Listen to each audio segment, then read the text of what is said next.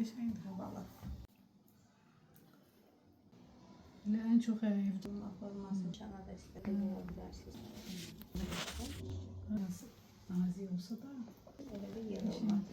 Nazik olsa da pis görsənmir. Əlbəttə ki, pis görsənmir. Yaxşı kəsiləndə qəşəngdir. belə daha yaxşı olur. Sadəcə belə daha yaxşıdır. Belə toya da pişirilərsiniz. Belə var, görsənməz sizcə. Saxlayır, restoranını Ona görə saxlayır.